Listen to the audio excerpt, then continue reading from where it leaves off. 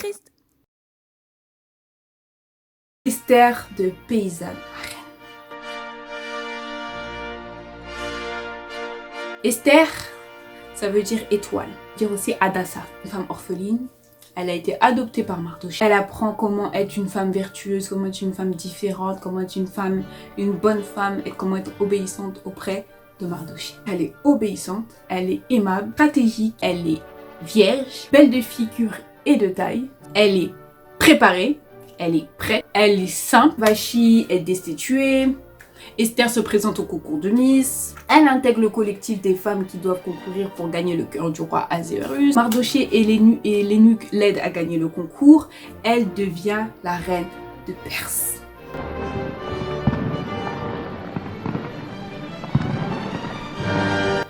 Esther, elle est dans son royaume. Tout est joli, tout est beau. Elle a des servants, elle est dans ses appartements. Elle ne peut pas voir le roi comme elle veut en fait. Pour aller voir le roi, il faut que le roi t'invite. Donc elle a fait sa meilleure live. Maintenant, le décret arrive. On a lancé les dés. La date est arrivée. Ton peuple est sur le point de mourir. Mardochée, il entend ça. Il est au courant de l'affaire. Il met ses vêtements de deuil. Il se lamente dans toute la ville. Il pleure. Il implore le Seigneur. Le peuple jeûne. Esther, elle est au palais. Égée, tu peux m'apporter un peu du jus? Voilà. Mardochée, dans ses lamentations, il va directement à l'endroit où il n'y a personne qui doit aller. Il prend des risques. Il va là-bas, devant les portes du palais.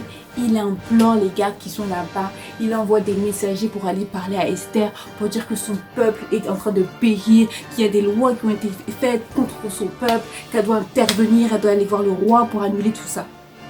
Esther, elle est choquée. Envoyez-lui des habits. Elle envoie des habits à Mardochée. Mardochée dit, il veut pas des habits, il veut que tu ailles voir le roi. Ah ok, mais non, moi, je peux pas. Je peux pas, tu sais très bien, je suis une reine et tout.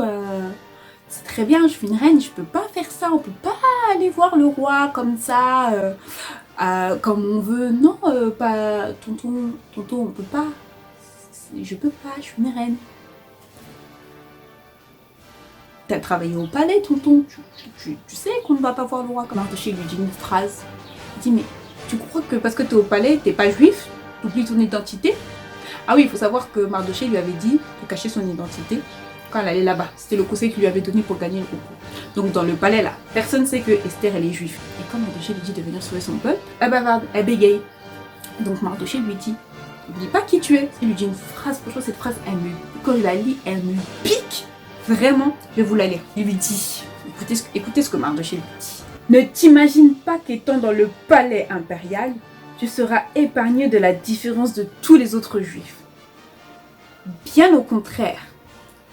Car si tu persistes à garder le silence dans des circonstances présentes, le salut et la délivrance viendra d'ailleurs pour les juifs, alors que toi et ta famille, mais Mardochée c'est toi ma famille, tu parles de qui là? Vous périrez. D'ailleurs, c'est là la partie sucreuse. D'ailleurs, qui sait si ce n'est pas en vue de telles circonstances que tu es devenue impératrice? Autrement dit reine. Tonton il est fâché là. Je vais pas prêcher. Mais...